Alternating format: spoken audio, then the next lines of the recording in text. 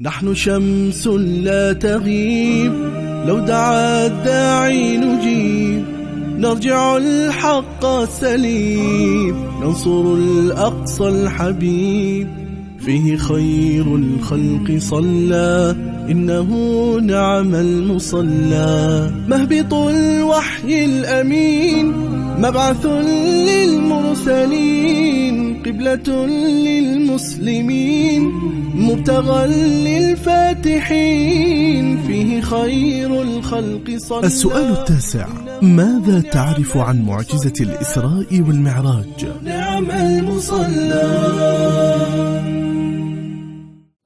السلام عليكم ورحمة الله تعالى وبركاته. يتجدد اللقاء معكم وحقيقة جديدة نجيب فيها عما سمعنا من هذا السؤال: ماذا تعرف عن معجزة الإسراء والمعراج؟ في حقيقة الأمر تعتبر معجزة الإسراء والمعراج، هذه المعجزة المبهرة والرحلة العجيبة، آية من آيات الله عز وجل لنبينا عليه الصلاة والسلام.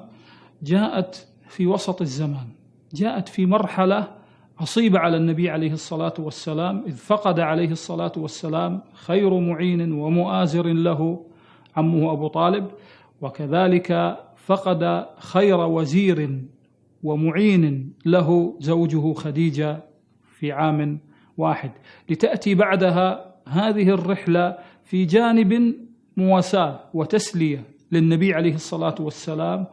ولكن ليس هذا المقصود فحسب، بل هي رحلة إعداد وتهيئة لمرحلة مقبلة مهمة تترتب عليها أمور عظيمة وكبيرة لهذه الأمة بقيادة النبي عليه الصلاة والسلام، كما حصل مع موسى عليه السلام عندما عاد من مدين وكلفه الله سبحانه وتعالى بالرسالة والبعثة، فقال له: لنريك من آياتنا الكبرى اذهب إلى فرعون إنه طغى. هنا كذلك الله سبحانه وتعالى في هذه الرحلة لقد رأى من آيات ربه الكبرى، فهذا شبيه بهذا. رحلة الإسراء ذكرها الله سبحانه وتعالى في موضعين: الموضع الأول قوله سبحانه: والنجم إذا هوى ما ضل صاحبكم وما غوى وما ينطق عن الهوى إن هو إلا وحي يوحى علمه شديد القوى إلى آخر الآيات. في الموضع الثاني: سبحان الذي أسرى بعبده ليلا من المسجد الحرام إلى المسجد الأقصى الذي باركنا حوله.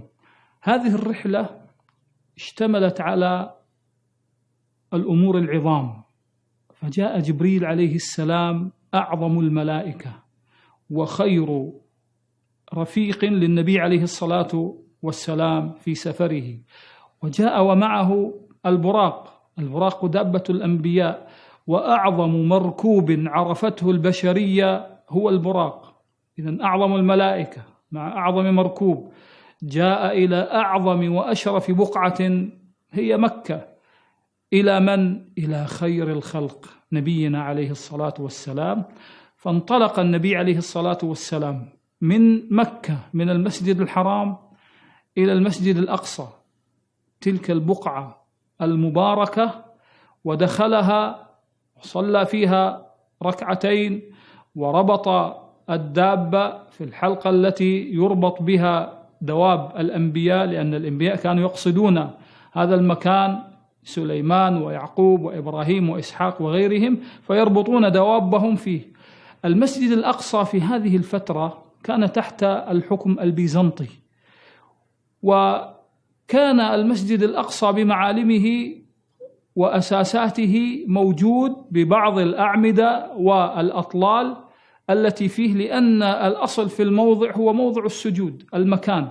لذلك كما ثبت في الحديث الصحيح جاء جبريل بإناء من لبن وإناء من خمر، فاختار النبي عليه الصلاة والسلام اللبن، فقال: اخترت الفطرة، ولو اخترت الخمر لغوت أمتك.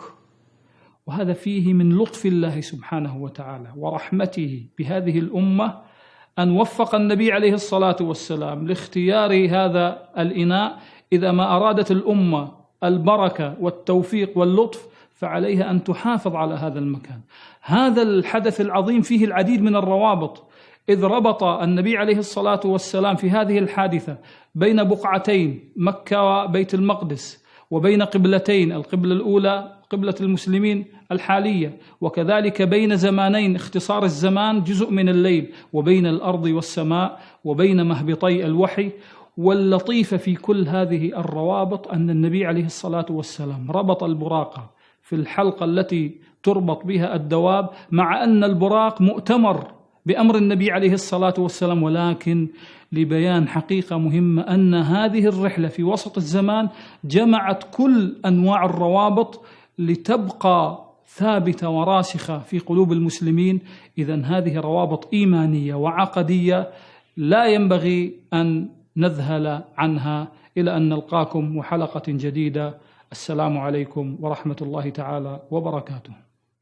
نحن شمس لا تغيب، لو دعا الداعي نجيب، نرجع الحق السليم، ننصر الأقصى الحبيب.